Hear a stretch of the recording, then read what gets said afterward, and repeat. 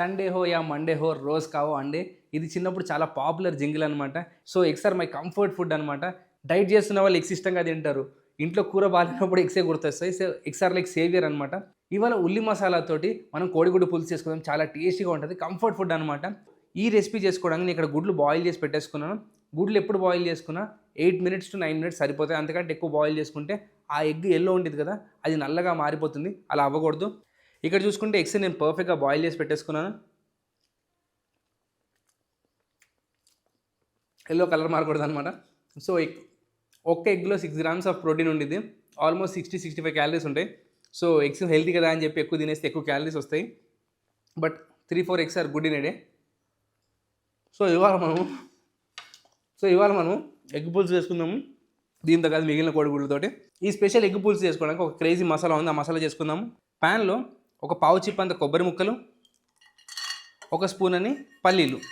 నేను ఇక్కడ కొబ్బరి తీసుకుంది ఎండు కొబ్బరి తీసుకున్నాను అనమాట. మంచిగా డ్రై అయిపోయిన ఎండు కొబ్బరి. ముందుగా ప్యాన్లో ఈ కొబ్బరిని పల్లీని లైట్గా వేయించుకుందాము. చూడండి, కొబ్బరికి అప్పుడే లైట్గా రంగు రావడం స్టార్ట్ అయింది. ఎందుకంటే ఈ కొబ్బరిలో ఫుల్గా ఆయిల్ ఉంది. దానివల్ల తొందరగా వేగిపోతున్నాయి. ఇప్పుడు దీంట్లో చిటికెడు మెంతులు, ఒక హాఫ్ స్పూన్ అంత జీలకర్ర.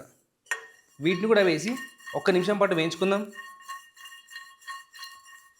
ఎప్పుడైతే మనకి జీలకర్ర పటపట అని పేలుతుందో జీలకర్ర వేగిపోయిందని అర్థం. సో, వీటన్నిటిని ఒక ప్లేట్లో తీసి చల్లార్చేసుకుందాం. ఈ మసాలా స్పెషాలిటీ ఏంటంటే పల్లి కొబ్బరి వల్ల మనకి గ్రేవీకి చిక్కదనం వస్తుంది, టేస్ట్ యాడ్ అవుతుంది. అలానే ఏ పులుసు చేసుకున్నా అందులో కంపల్సరీగా జీలకర్ర మెంతులు పొడి వేసుకుంటేనే ఆ పులుసుకి అసలైన టేస్ట్ వచ్చింది. సో, చింతపండు వాడే ఎక్కడైనా కానీ కంపల్సరీగా జీలకర్ర మెంతులు పొడి వేసుకోండి. చాలామంది ఇళ్ళలో రెడీమేడ్గా ఉంటుంది. ఒకవేళ లేకపోతే మాత్రం మీరు ఇలా మసాలా చేసుకోండి. ఈ మసాలా ఎర్రమ చాలా క్రేజీగా వస్తుంది. ఇక్కడ చూసుకుంటే నేను 6 కోడిగుడ్లకి ఆల్మోస్ట్ 200 గ్రాముల వరకు ఉల్లిపాయలు వాడుతున్నాను. 2 పెద్ద ఉల్లిపాయలు ఫైన్గా చాప్ చేసుకుందాం. ఈ కోడిగుడ్లకు బాగా మంచిగా మీద పెట్టారనుకుంటా. నార్మల్ సైజ్ కంటే కొంచెం పెద్దగా వచ్చాయి కోడిగుడ్లు. సో, ఈ కోడిగుడ్లను పర్ఫెక్ట్గా ఉడికించేసుకున్నాం కాబట్టి ఇక్కడ గ్రేవీ చేసుకుందాం. సో, ఒక మంచి ఇనుప బాండిలో ఆయిల్ కొంచెం తక్కువగానే వేస్తున్నాను. ఎందుకంటే మనం వేసుకునే కొబ్బరిలో పల్లీల్లో రెండింటిలోంచి నూనె బయటకు వచ్చింది. సో, అందుకని కొంచెం తక్కువ వేస్తున్నాను. ఆవాలు ఇలా చిటపట్లాడాలి. అప్పుడు దీంట్లో ఎండుమిరపకాయలు, పావు చెంచా అంత జీలకర్ర, మన పులుసుకి ప్రాణం ఇచ్చే కరివేపాకు,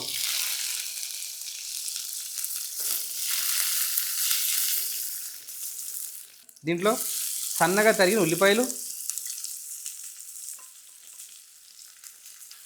ఉల్లిపాయల పైన ఒక హాఫ్ స్పూన్ అంత ఉప్పు వేసి ఈ ఉల్లిపాయలు చక్కగా వేయించండి. చికెన్ కర్రీకి మటన్ కర్రీకి చేసుకున్నట్టు ఉల్లిపాయని చాలా ఎక్కువగా ఎర్రగా వేయించకూడదు అనమాట. కోడిగుడ్డు పులుసులో ఉల్లిపాయలు జస్ట్ హాఫ్ వేగితే లైట్గా పింక్ కలర్ వస్తే సరిపోతుంది. అంతకంటే ఎక్కువ వేయించామనుకోండి మజా రాదు. మనకి గుడ్డుతో పాటు అక్కడక్కడ ఉల్లిపాయ తగలాలన్నమాట. అప్పుడు ఈ కూరకు అసలైన టేస్ట్ వస్తుంది. సో, దీన్ని లైట్గా సాఫ్ట్ అయ్యేంత వరకు వేయించుకుంటే సరిపోతుంది. ఇప్పుడు చూసుకుంటే ఉల్లిపాయలు మంచిగా పింక్ కలర్లోకి అయ్యాయి.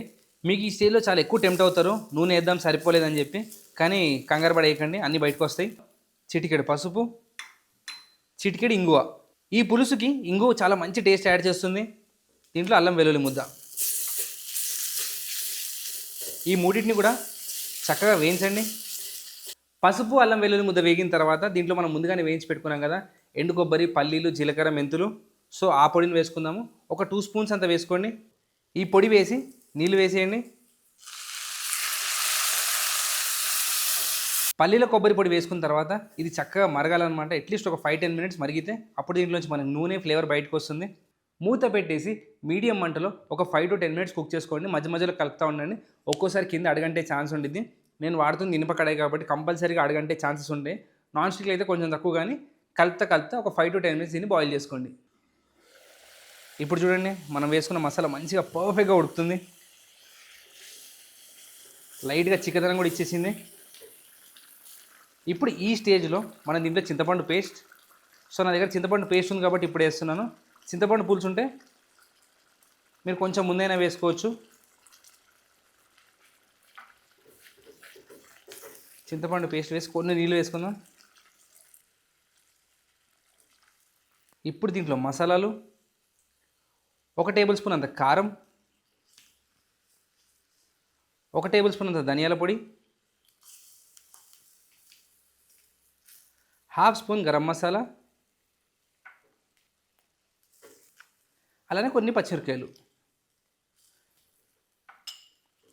ఇలా మసాలాలు వేసుకొని మీకు కొంచెం చిక్కగా అయినట్టు అనిపిస్తే మరి కొన్ని నీళ్ళు పోసుకోండి. ఈ మసాలాలు చింతపండు పులుసు కూడా పర్ఫెక్ట్గా కుక్ అవ్వాలి. చింతపండు వేసిన తర్వాత ఎప్పుడైనా కంపల్సరీగా దాన్ని ఒక 7-8 నిమిషాలు మంచిగా మరిగించారనుకోండి, దాంట్లో నుంచి ఆ పుల్ల వాసన పోయి మంచి కమ్మదరమైన టేస్ట్ వస్తుంది. ఈ గ్రేవీని 7-8 నిమిషాల పాటు ఉడికించేటప్పుడు చిక్కగా అయిపోతూ ఉంటే మధ్య మధ్యలో కొన్ని నీళ్ళు యాడ్ చేసుకోండి. సో మీకు కావాల్సిన చిక్కదనం బట్టి అడ్జస్ట్ చేసుకోండి. చింతపండు పులుసు వేసిన తర్వాత చక్కగా 7-8 మినిట్స్ బాయిల్ చేశాక చూడండి ఆయిల్ ఎలా సపరేట్ అయిందో.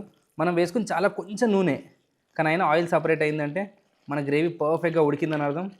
పులుసు ఎప్పుడు చేసుకున్నా దాంట్లో చిటికెడు బెల్లం వేసుకోవాలి, అప్పుడే టేస్ట్ అదిరిపోతుంది. సో కొంచెం బెల్లం పొడి వేస్తున్నాను నేను, చాలా చిటికెడు. చూసుకోండి దీంట్లో ఘాట్లు పెట్టేసుకోవచ్చు.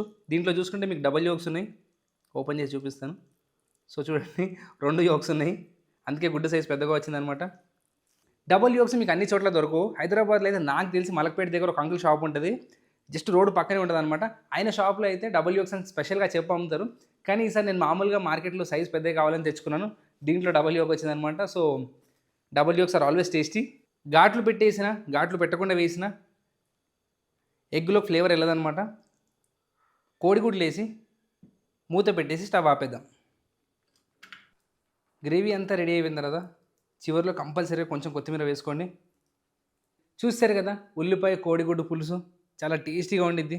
అందరూ డబల్ యోక్స్ అనమాట. సో నిజంగా నాకు తెలియదు కట్ చేసే వరకు డబల్ యోక్స్ ఉన్నాయని చెప్పి. సో తెలియకుండా వస్తే ఎక్స్ట్రా బోనస్.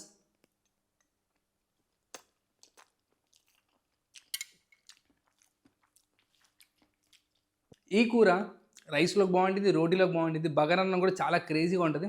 మనం కొంచెం ఆ పల్లీలు వేసాం కదా, దానివల్ల కొంచెం ఆ మిర్చి కసాలం టైపు ఫ్లేవర్స్ వస్తూ ఉంటాయి అన్నమాట.